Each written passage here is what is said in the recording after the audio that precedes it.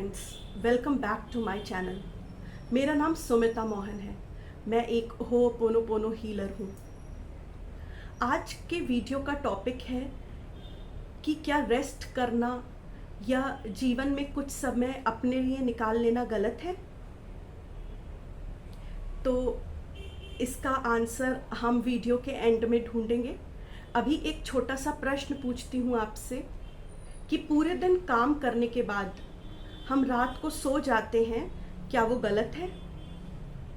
Monday to Friday या Monday to Saturday काम करने के बाद हम सैटरडे संडे ऑफ लेते हैं या संडे ऑफ लेते हैं, क्या वो गलत है?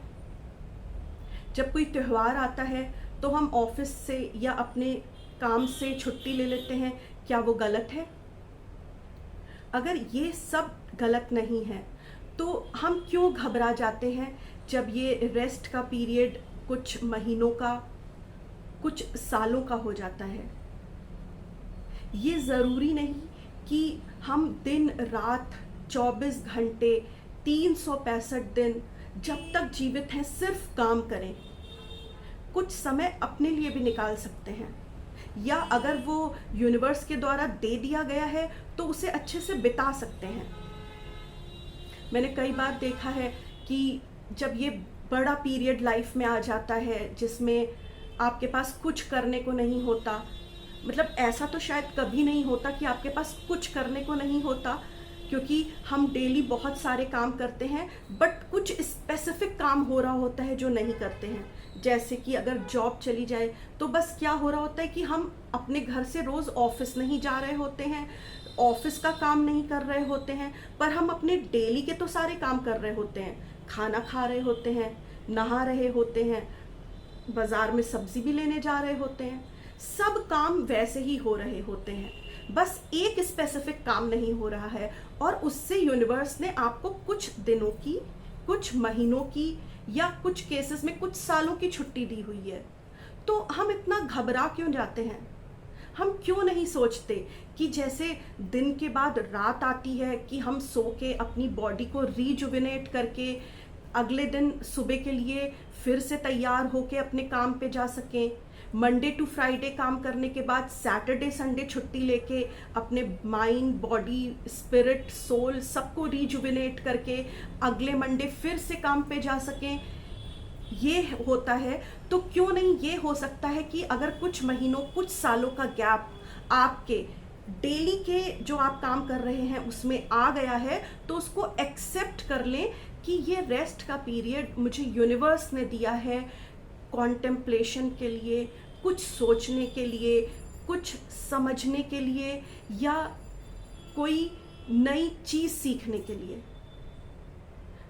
लोग परेशान हो जाते हैं कि मैं बोर हो रहा हूँ, मेरा टाइम नहीं कट रहा है, तो उसके लिए आप नए एवेन्यूज सोच सकते हैं ना।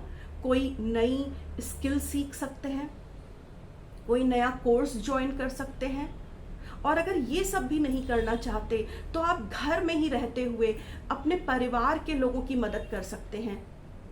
वो जो भी काम कर रहे हैं उसमें हाथ बटा लीजिए, तो आपका जो टाइम कट नहीं रहा था वो कटेगा भी, प्रोडक्टिव भी हो जाएगा, लोगों की हेल्प भी हो जाएगी, और आप उस डिप्रेसिव स्टेट में भी नहीं जाएंगे कि अब मेरे पास कुछ करने को नहीं है। मेन पॉइंट जो मैं यहाँ डिस्कस करना चाहती हूँ वो ये है कि ये शॉर्ट पीरियड जो सैटरडे संडे का है, या किसी त्यौहार के छुट्टी आ जाने का है, या रात में सो जाने का है दिन भर काम करने के बाद, वो तो एक्सेप्टेबल है हमारे द्वारा। पर अगर यही टाइम पीरियड बड़ा हो जाता है तो ये एक्सेप्टेबल नहीं है। ऐसा क्यों? ऐसी मेंटालिटी क्यों? इसको आप और अच्छे से समझ सकते हैं अगर मैं आपको एक किसान का एग्जाम्पल दूं। एक किसान जिसके पास एक ही ज़मीन है, वो उस पे सीड्स बोता है, प्रोडक्शन करता है, फिर अपने प्रोडक्शन को बेचता है, उसी से कमाता है, प्रॉफिट होता है या सिर्फ सब्सिस्टेंस के लिए होता है, वो देखता है। मतलब लेकिन वो एक लैंड, सिर्फ एक लैंड उसके पास है। फिर कुछ समय बाद वो पाता है कि उर्वरता, फर्टिलिटी ऑफ सॉइल बहुत कम हो गई है, लोग उसको बताते हैं कि तुम्हें अपना लैंड 1 साल के लिए बिना रोपे, बिना उसमें सीड्स बोए छोड़ना होगा। अब वो सोचता है कि मैं क्या करूँगा, एक ही लैंड है, अगर मैंने सीड्स बो भी दिए तो कुछ होने वाला नहीं है, क्योंकि फर्टिलिटी ऑफ सॉइल तो बेकार हो चुकी है। अब उपजाऊपन मिट्टी में रह ही नहीं गया है। क्यों? क्योंकि साल दर साल वो उसी मिट्टी को रोपता गया, उसी लैंड को यूज करता गया, तो उस सॉइल ने अपनी पूरी फर्टिलिटी खो दी। तो उसके पास एक ही रास्ता रह जाता है कि वो 1 साल के लिए अपने लैंड को फैलो छोड़ दे।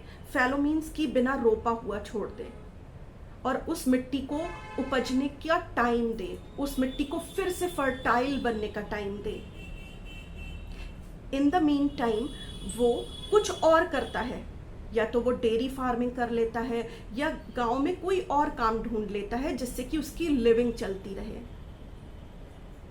अगर इससे आप ये सीख पाए कि अगर आपको साल, 2 साल, 3 साल या 5 साल का भी टाइम यूनिवर्स ने दे दिया है, तो वो आप पे कोई चैलेंज नहीं कर दिया है यूनिवर्स ने, बल्कि आपको अपॉर्चुनिटी दी है शायद कि आप अपने माइंड सेट को किसी नए डायरेक्शन में ले जाएं।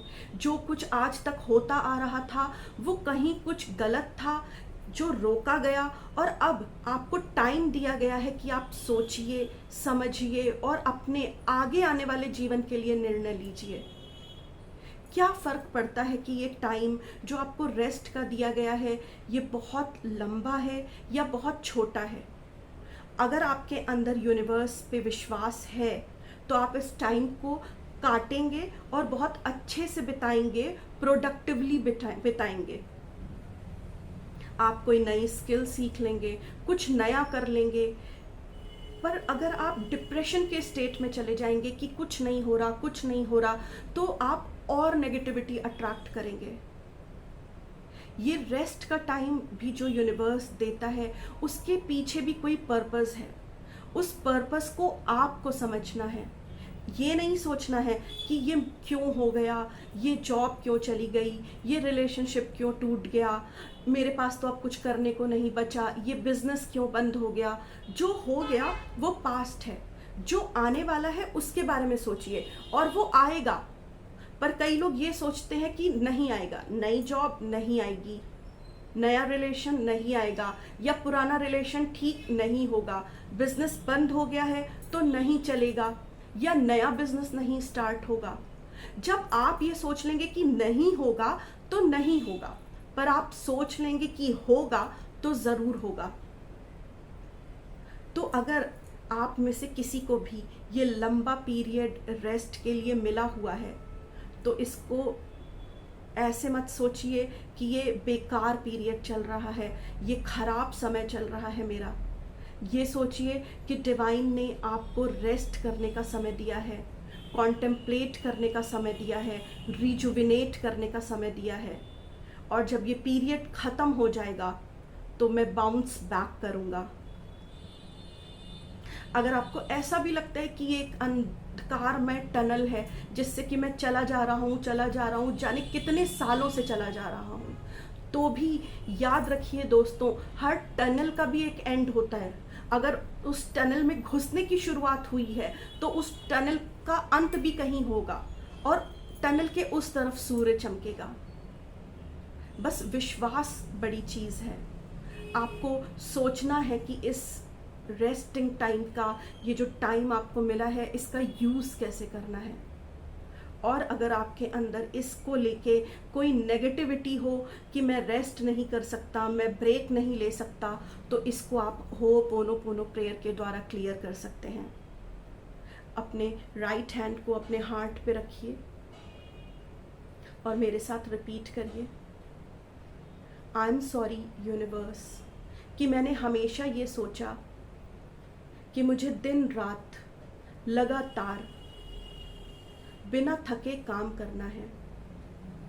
प्लीज़ फॉरगिव मी यूनिवर्स कि मैंने ये सोचा कि मुझे रेस्ट की ज़रूरत नहीं है, मुझे ब्रेक की ज़रूरत नहीं है।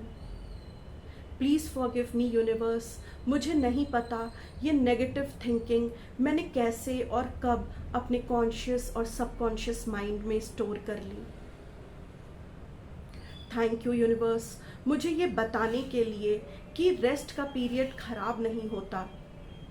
ये रेस्ट का पीरियड मुझे आगे आने वाले ब्राइट फ्यूचर के लिए तैयार कर रहा होता है। आई लव यू यूनिवर्स, आपने मुझे ये अपॉर्चुनिटी दी कि आज मैं उस स्टेट में हूँ कि मैं अपनी माइंड, बॉडी और स्पिरिट को रिजुविनेट कर सकता हूँ ताकि मैं बाउंस बैक कर सकूँ लाइफ में। I am sorry, please forgive me, thank you, I love you. I am sorry, please forgive me, thank you, I love you. So next time दोस्तों, अगर आपकी लाइफ में कोई बड़ा पीरियड इस प्रकार के रेस्ट का आ जाए तो उसको एन्जॉय करने की कोशिश करिए, समझने की कोशिश करिए कि इसके पीछे क्या है, कौन सी डिवाइन गाइडेंस है इसके पीछे जो आपको आपकी लाइफ के बेटरमेंट की तरफ ले जा रही है। क्योंकि कुछ भी कर्स नहीं हो सकता। Everything is a blessing, nothing is a curse. Everything is a blessing, nothing is a curse. आज के वीडियो के लिए इतना ही दोस्तों। अगर